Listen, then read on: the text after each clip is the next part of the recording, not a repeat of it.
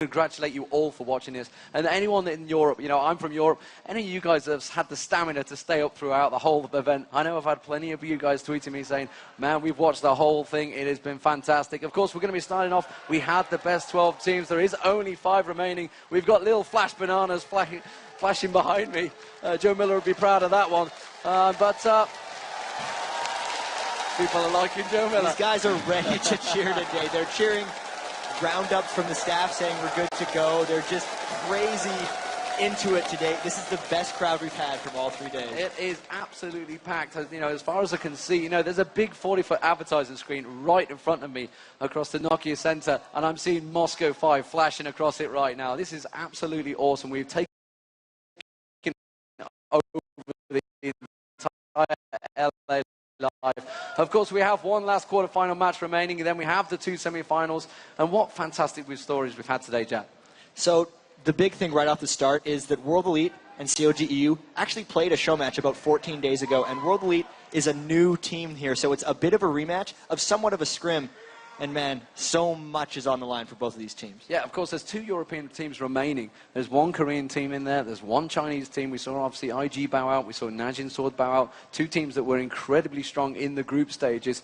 And, of course, the Russians. They are really the #1 team. How are Taipei Assassins going to deal with them? That is going to be the second game of the day. And this is really turning into a worldwide affair because so many of these countries have came here. And, I mean, Azubu Frost could arguably be one of the favorites to win it. So TSM got knocked out by them yesterday. They were the last of the American teams to go. But other than that, it's just 1 team left from every nation. I mean, if CLG.EU and Moscow 5, one of them gets out. I see where you're going with that one. If it happens. But of course, they are battling out for a place in that World Finals. That will be on October 13th, so just next Saturday, only a week away.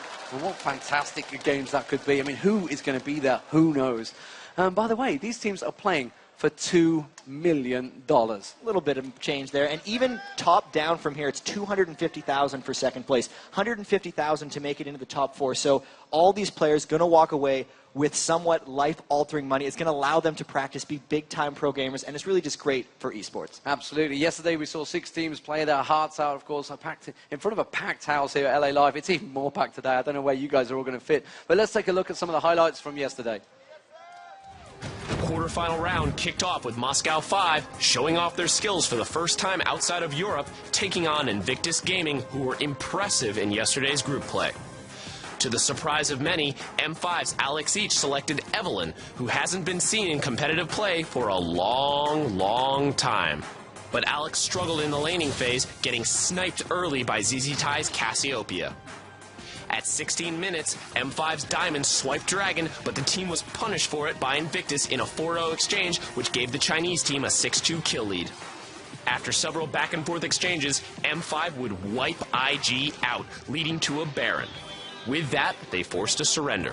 It's going to be GG anyway. Congratulations, M5! Alex Each's gamble with Evelyn paid off in the end, and he finished with 9 kills and 8 assists. So you guys made some interesting choices in champion picks. We just pick broken heroes. In Game 2, Invictus would start off strong once again, surprising Diamond and Darien with a counter-gank bottom lane, crafting a double kill for PDD and a 6-3 lead for Invictus. But M5 proved why they are one of the favorites to be world champions. Like the previous game, when the 20-minute mark hit, they shifted into high gear, tearing through all 5 members of Invictus for an ace, leading to another surrender. Top 4 in the world officially. With his Zillion play, Alex Each once again showed the power of unconventional picks. Match 2 featured Korean powerhouse Najin Sword, who dominated the group stage behind their superstar Mac Noon. But they were up against a team full of superstars from Southeast Asia: Stanley, Mistake, and perhaps most importantly, Toys. The Assassins jumped out to an early lead when Toys Oriana secured first blood against Song's Rise. Toys would continue to steamroll Najin Sword, using Shockwave to lock up priority targets while the rest of TPA finished them off. On the back of Toys, the Taipei Assassins pushed their way to victory and took a 1-0 lead in the series. Toys was flawless on Oriana, picking up 6 kills and 5 assists without dying once. For the first time in these World Championship playoffs, Najin Sword looked vulnerable. Would they be able to get back on track in a do-or-die game too? Not if Mistake had anything to say about it. The Assassin's support was dead on with his blitz hooks, pulling in as many players as he possibly could, even if they weren't the intended target. Mistake was actually not trying to grab Maknoon, but he was trying to grab their jungle. But somehow Maknoon was in the way every single time. The Taipei Assassins couldn't be stopped. They shocked the world by knocking Najin Sword out of the World Championship. Mistake wasn't the only superstar in this game. Toys had another perfect run, picking up 7 kills and 5 assists. In the most anticipated match of the day, the best team from North America, Team Solo Mid, battled the best team from Korea, Azubu Frost. Azubu Frost started strong when a top lane gank drew first blood on Dyrus, but TSM responded with a 2-for-1 exchange in bottom lane.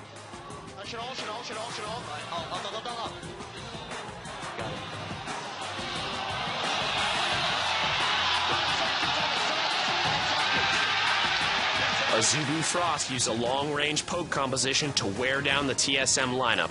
While TSM had a stronger teamfight comp, Frost rarely gave them the chance to fight, chunking down their health bars and pushing objectives relentlessly, allowing them to run away with Game 1. Team Solo Mid will drop Game 1 to Azubu Frost at 40 minutes into the game. Shy's top lane presence was unmistakable as he shut Dyrus down early and rolled to a 7-4-4 KDA in Game 1. Facing elimination, TSM came out swinging in the first 10 minutes, stealing a blue buff and taking first blood after a tense standoff at their own blue.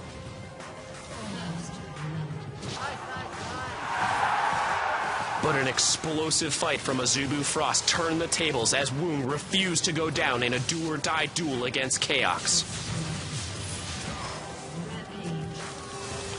While Xpecial's Blitzhook was enough to save the odd one, it wasn't enough to save TSM's tournament life. The ace is there.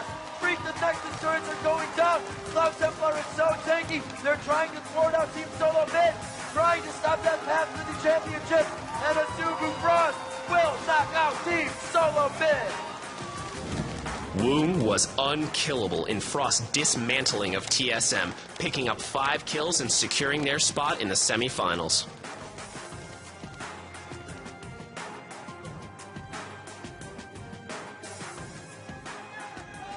Well, I think we can all agree there were absolutely fantastic matches yesterday. We are, of course, up for some fantastic matches today.